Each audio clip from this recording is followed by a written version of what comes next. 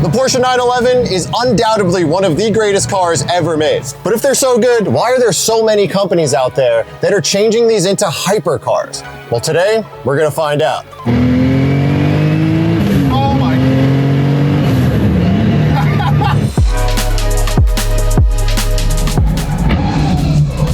I got my grubby little paws on a 7-figure 90s 911. Let's get into it. I am not a journalist, and I don't want to do a car review channel. But what I do want to do is take you guys with me as I figure out what is going on in this absolutely insane world. There's so many companies now out there, resto-modding, reimagining, and remastering these old Porsche 911s into being 7-figure cars. And I know a lot of us know about it, but if you don't, let's start from the basics. Porsche 911s, you either love them or you love them. Whether you idolize Porsche for its racing prowess or its symbol of status, or you just think it's too snobby of a brand for you to be into, you cannot deny that the Porsche 911 has always been the epitome of a driver's car. It has paved the way for some of the best cars that we have had. It's forever been everything you need and not much else. It has always encapsulated the spirit of driving and packaged with practicality. It's a car that looks at home on the racetrack, but also at the valet. They were fun, reliable, and perfectly sized for a daily driver. And I know what you're thinking. You can't daily drive an old 911. Well, you can. I actually owned a 1980 911 SE with 400,000 miles on it. And there's plenty of them out there. These cars were practical, albeit a bit small. And if you're not convinced that the 911 is one of the coolest cars of all times, well, let's be real. Actions speak louder than words. The Porsche 911 is the second longest consecutive running model of a car ever made, right behind the Corvette. But it will soon pass that, because the Corvette now deviated from its original front engine rear drive configuration, whereas the 911, its rear engine and unmistakable silhouette has been the same since its launch in 1964, evolving without ever leaving its core image behind. This model itself has created subcultures and communities. It's transcended car enthusiasts and became a status icon. So much so that nowadays there are countless brands that have taken these seemingly simple sports cars and put them at hypercar pricing for something that to the normal world can be confused as a 70s, 80s, or 90s Porsche that's just souped up. So today, I want to go experience one and see what all the hype is about and if it could possibly be worth all of that money. And actually, I have confidence that I could be convinced, because when I first drove my GT3 RS, the thing I got out of the car and said to my girlfriend was, "This is everything I've ever wanted all of my cars that I've built to become." So I think that there is a world out there where endless money can get you a situation that is the perfect blend of refinement and raw, and something that I probably am too poor to understand. Let's go check it out. Just 5 minutes down the road from the Drivers Era HQ is where the wildest example of this is made. But before we get the car on the road, it's pretty crazy. They make this entire vehicle literally in this building. Let's get a quick walk around on how these come to be.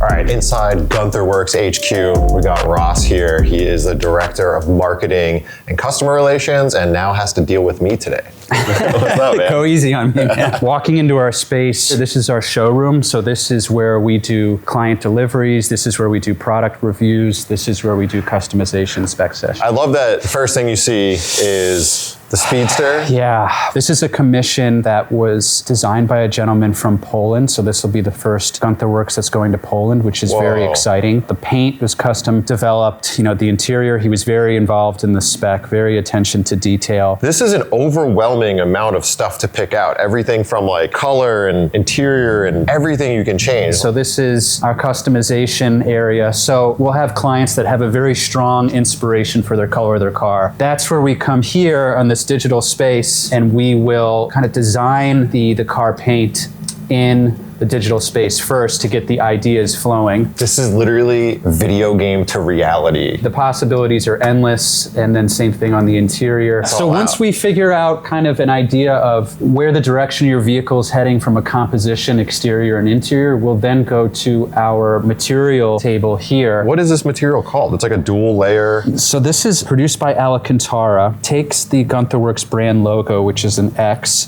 and it creates a beautiful diffusion pattern. A lot of times people will tie in the backing to their exterior paint. So if you have a blue car, use a blue backing for the X's, that can come out and tie into that. So over here, it's just a very small example of our breadth of paint. This is something that's really cool and an interesting finish that has crushed glass in it that we call diamond effect. And is this just to like show people how carbon fiber lays over curves and stuff? Yeah, exactly. So this is a speed form. We'll send these to clients that are normally painted, just for them to understand how the paint is going to change based on different lighting, based on radius surfaces as well. So they will normally have a couple of these, and they'll set this outside of their home at various times of the day to understand how the color is changing. These are different wheel finishes, and most clients really enjoy creating or developing their own paint. But for the clients that find that process a little overwhelming, we have a paint library that they can choose of a set of standard and metallic colors. Awesome. This is our clean room, assembly room. So this is where we assemble headlights, taillights, steering wheels, side mirrors, gauge clusters, carbon fiber, commission name, door sills here as well. So we're very vertically integrated. So we're designing and manufacturing most of what's on the car. We design, manufacture, and assemble our headlights, which is really unique and bespoke in the industry. Most car manufacturers rely on a supplier. They send them the headlight, they install it. And this is kind of a nod to Le Mans and classic cars that had the tape, X-tape racing over there. And back behind you, this beautiful piece of kit. This is what we call our Sabre taillight. So it has this beautiful LED beam ribbon there that goes across it. Everybody gets this on the car. It's a very unique part of the Gunther Works design language. What's funny is people contact us with 993s. They're like, hey, can I buy a set? And it's like, not a problem. You buy a Gunther Works, it comes on the car. Easy. But I do love the fact that it's like OEM plus, and that it's like it is a factory shape, it's the factory size, but it just brings it to a different level of like a modern take on that taillight. So it's so cool. So we're standing in our engineering room. This department pretty much touches every aspect of the vehicle, from items as small but impactful as buttons. Here's a little headlight button that's CNC machined. That's unique to the touch. To nice weight to it. Printed Inconel 3D exhausts, LED headlights, intake plenum systems, exhaust systems, side mirrors. They design oil coolers in here. These are the new LED indicator turn lights that we designed for the GWR.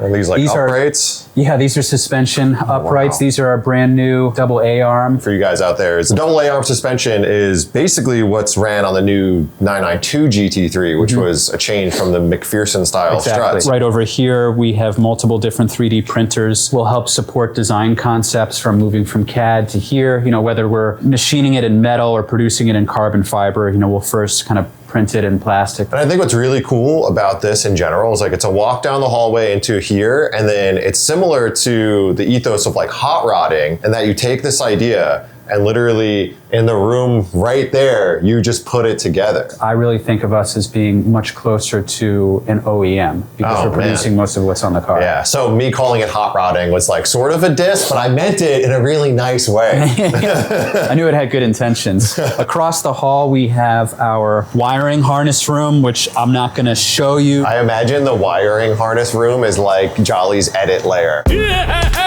That's why we can't go in there. So we're right now in our paint and polish department. We're doing all the painting on site. This is an incredible amount of very expensive parts sitting precariously on horses and stuff. I want to get out of this room as fast as possible. This is where we cut wheels, the forged aluminum. We also provide magnesium wheels for the Gunther as well, but highly complex pieces of machinery that are laser guided, come from Haas, which is involved in Formula One. You said it's like more like an OEM OEM, and like OEMs aren't even making their own wheels. They're buying wheels from manufacturers, so maybe you're beating them out in some ways. That's a great point. After we came through the paint and polish area, then the chassis come into the assembly area. So this is a great representation right here of cars that have just come out of paint and polish and are now going to be entering into phase 1 of assembly. And this is a super cool look at seeing the cars come in as like the bare tub all the way through to a finished car. But the one thing we don't really get to see because of all that beautiful carbon you guys put in the car is all the chassis bracing. This is super rad. This chassis bracing specifically was something that we designed for the Speedster, and then we carried it into the Turbo. And there's also some that exists on the floor, some in the front as well, but it makes the car 200% stiffer than the original 993. The other thing I noticed is you guys have a bunch of like seemingly finished cars, so like customer service vehicles and stuff? Absolutely. Component of what we do where we're constantly making updates for the car in terms of, I showed you, we're on our 3rd generation seat, 3rd generation steering wheel. So some of these cars that came in here are getting those modifications. All of these updates that we bring to newer models, as long as they're not motor and car program specific, they can be applied to the earlier vehicles, which is awesome. Oh yeah, that's sick. And the engine is broken in on the dyno as well. So you just get it in and just go rip. Absolutely. Oh yeah, well let's go look at the car I get to drive today. Let's go check it out. All right, before we get into it, I gotta give a big shout out to one of my longest running partners, G Techniq. They supported me when I wanted to leave my full-time job, and without them, I don't even know if I would have had the courage to do this whole YouTube thing. But we've got to set up a car wash station at the shop, so we got a ton of their products here. If you know me, you know I love keeping my cars clean. My mom taught me this when I was a kid. Take care of the stuff you have, no matter how nice it is, and it appears nicer. So whether you have a GT3 RS or a clapped out 300,000 mile GTI, literally keeping your car clean can trick people into thinking it's much nicer than it already is. G Techniq offers a full range of products from really simple stuff like car soaps and quick detailers all the way to the deep nerd products like ceramic coatings. I recently have shown our sweet boy Jolly the way of clean cars, and we have converted his crusty Volt GTCs into a beautiful baller track wheel. Before that, he didn't know this was possible. Literally, just cleaning stuff makes it nicer. If you say it out loud, it's as simple as it seems. These guys have all of these products available on their online store, so you don't actually have to go to a store, which is great. And their Instagram account has a lot of DIY content in case you're intimidated and don't know what the hell to do. So make sure to go check them out. Let's get back to this episode. All right, so the car we got for you to drive today is the Gunther Works Turbo right here.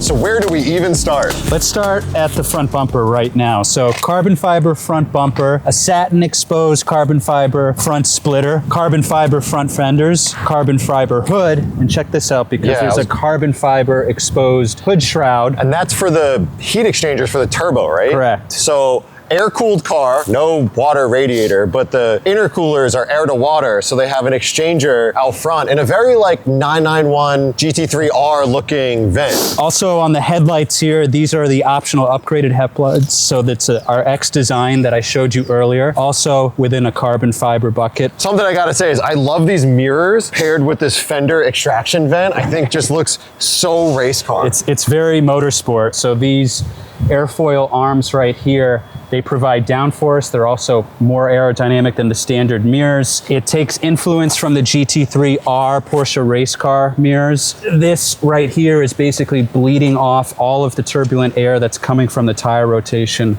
across the skirt of the car here. So one question I have, is this the only factory panel, or is this is carbon fiber? Correct. So this is the only factory panel, but we are designing right now exterior carbon fiber door cards. So wow. These door handles are aluminum. They sit tighter to the body line than the standard handles, and they're much, much lighter as well. The thing that people probably overlook a lot is this isn't a factory roof. Absolutely, that's carbon fiber as well. The rain gutter, this part, this A-pillar right here, that is also part of the factory, and it's also an important part of the design element of the 993, because those went away on the later cars. And now one thing I do really like about the Gunther Works cars is they're not overly wide. It's aggressive, but when your eyes gloss over it, it seems to make sense, and it proportionally works out with the car. The reason why they're so wide is that they are enshrouding these 295 3018s on the front and the 335 3018s in the rear. 335s. Yeah. So these are carbon ceramic rotors with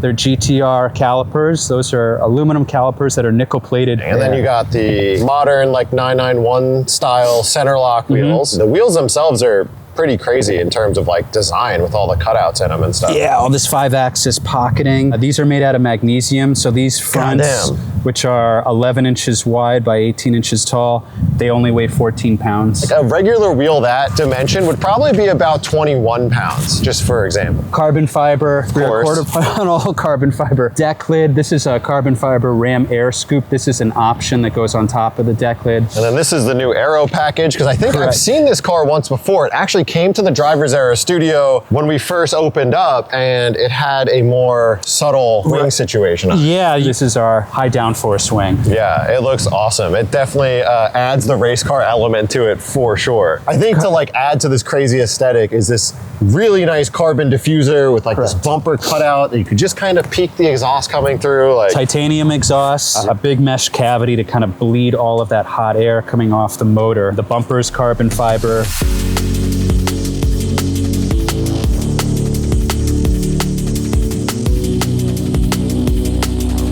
Where do we start in here? Like, this is such an insane interior build out. I want to start in these touring bucket seats that I'm sitting in. So these seats we make in-house. It's the only part of the interior that we've decided to do the carbon fiber and a gloss finish, which I think makes a nice contrast against all the satin carbon fiber. We have our exposed shifter mechanism showcase. So this is highlighting all of the gear linkage. That's an option as well. In front of that is our satin finish cell phone holder that's on our carbon fiber center tub here.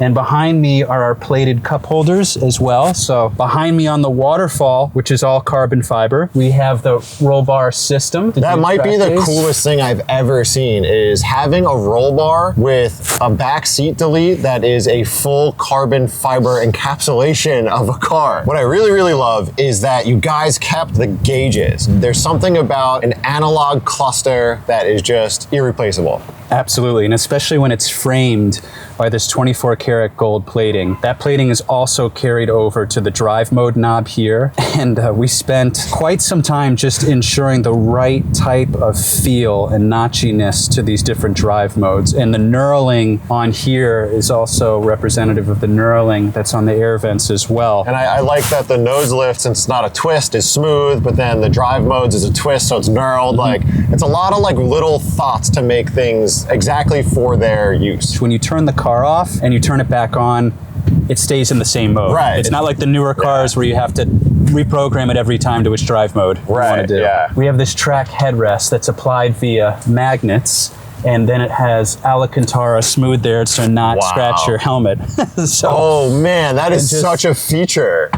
Goes right back on like that. And this is a factory Porsche head unit. It has Apple CarPlay, and the lower knee dash as well. While this is wrapped in leather, we are going to be offering this soon in carbon fiber as well. And carbon fiber floor as well. We've just decided to paint the inner door seals, the body color, to bring some of the body color in the interior, but the whole floor is carbon fiber. Insane. So why don't we check out the motor? Yeah, that's where the magic happens. So first off, I see the mounts you were talking about for the chassis mounted wing. Love that the oil tank bracket actually goes through the chassis mount wing. Insane. And it's a nickel plated oil cap, of course. So it's a 4-liter flat 6 twin turbocharged, but something that's really unique is it runs twin intake manifolds and a center mounted fan. which is a lot different than the standard configuration of a plenum and the rear-mounted fan. The center-mounted fan was a direct inspiration from the Porsche 917 Le Mans car and the 935. It provides better and equal cooling to the cylinder heads compared to a vertical fan. Whoa, interesting. That's another reason why the position of these manifolds are not on top of the motor, because there's a height limitation with the flat fan. So this car actually produces anywhere from 550 horsepower all the way up to 840 horsepower, which is absolutely manic in a car that weighs 2,760 pounds. All right, I've driven a lot of really high value cars recently, but not many of them are this outrageous. So I am super excited to get it out of the road. Let's get into it.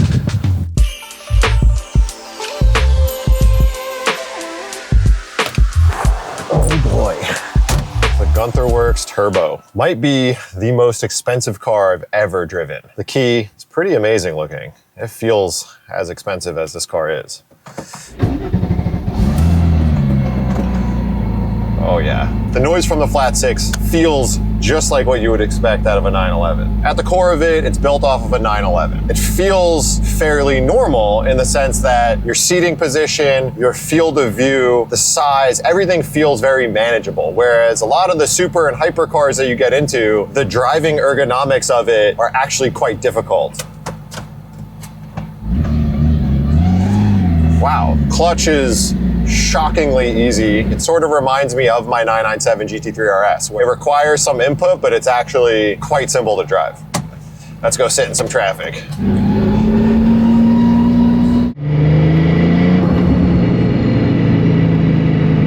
Driving the Turbo, it has multiple different maps. Right now we're in comfort mode, so the car's quiet, the dampers are more compliant, it's just a more tame situation to be in. This is the low boost map, and it still makes 550 horsepower. But the team over at Gunther Works reassured me that this car is actually really easy to drive, even at the highest power output.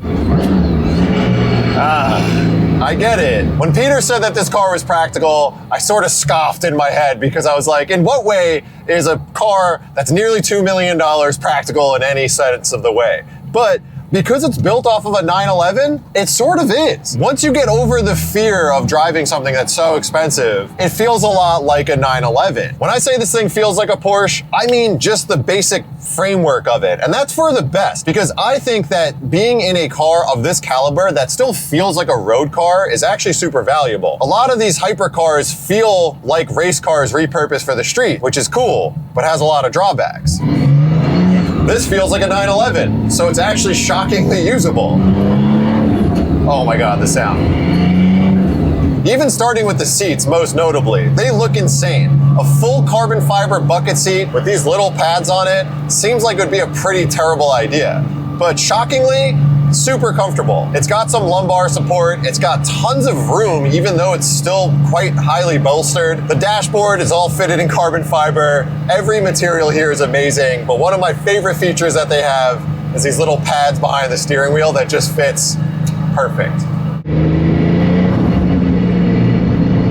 I gotta praise the shifter and the clutch feeling. There are a lot of drawbacks when it comes to a manual transmission car. A lot of them don't get it right. This right here is insane. This shifter has enough notchiness, enough smoothness, but enough of an assertive click into gear that it is the perfect balance. But it's incredible, and it feels like something that just enough money can buy. That paired with a clutch that's not grabby and not too heavy, but is stiff enough to feel real, it's a perfect blend.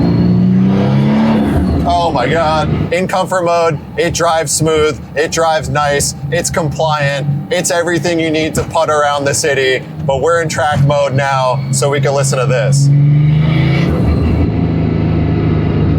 This car still is very mechanical. It isn't over-refined. Like, it still has some of that drivetrain noise and the engine noise coming through the cabin that you get on the older 930s. Those engines are notoriously very rough. They make a lot of noise. You have some NVH. The Gunther Works car still retains that to the point where you know it's real, but it's not too much to be annoying.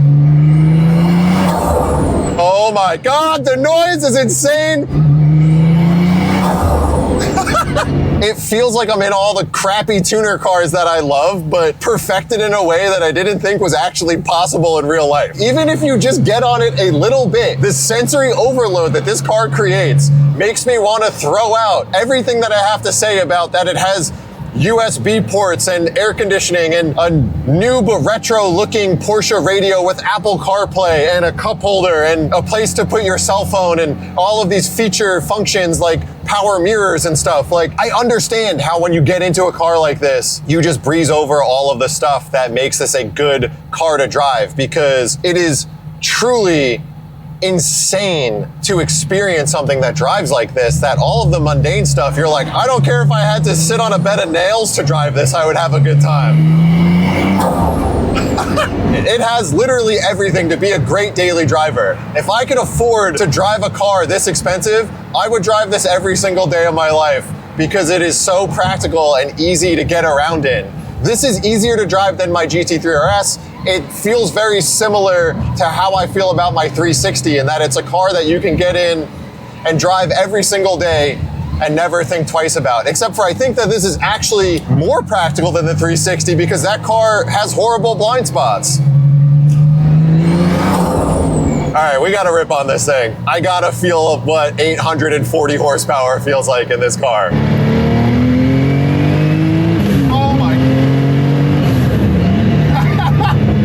Just wish I had somebody to share this experience with. No way. You just did. Dude, do you see I just popped in here? It's so sick. I hate my life. I needed someone normal to experience this with me. Yo, this car sounds so sick from the outside. This car does all of the tuner noises that we love about like the Evo, but in something this nice. Dude, the turbo noise. I feel like this car is what we think we can create when we make project cars. This is what we think we're gonna do. Yeah, and then you fall a million points short. Yeah. Okay, oh my god. I'm not ready.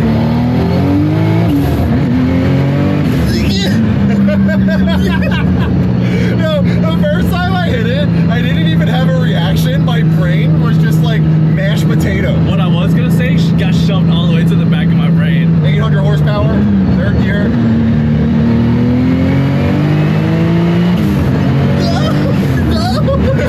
Expensive stuff is not interesting to me, because I feel like I have to tiptoe around it, but something about this car makes you feel like you want to beat on it and drive it. I would feel comfortable with driving this if it wasn't my money. Good car. The seats caught me off guard heavy. Like, I thought it was going to be like a potato chip or like really uncomfortable, but I can road trip in this all day. These are nice. Yeah, these are mad comfy.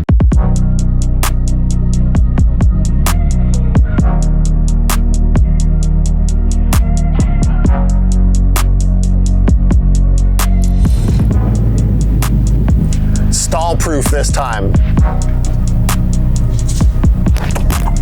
All right, I'll explain this in a second, but I gotta wrap up this Gunther Works thing, because my brain is absolutely scrambled. People always say money can't buy happiness, but they're wrong, because that car is perfect. It's exactly what you want to build all of your cars into. It's practical, it's fast, it's light, it's fast. It sounds cool, it's fast, it looks cool, it's everything. I wasn't a retro mod believer. I was the type of person that thought, if you're gonna spend all that money, why not just get a hypercar? Why get a car that looks like a 911? But now I get it. Everything I just talked about, it being practical and drivable and feeling at home while giving you like unbelievable performance, it makes sense. But it was such an experience, and if you have the means, I support it. Go get one. So thanks to everyone who's been watching. Next week, we're doing C8 stuff, but not with this one. Your boy right here is going to be one of the first people to ever drive the C8 ZR1 at Circuit of the Americas. And then we're gonna do a Worth It series with the C8, comparing all the different trim levels. So I'm looking forward to it. Make sure to hit that subscribe button. We got a bunch of good content coming out. Thanks to everyone who is subscribed. Thanks for watching. But for now, Jolly and I gotta figure out how to make, like, how much money do you need to buy a $2 million car? I got some work to do.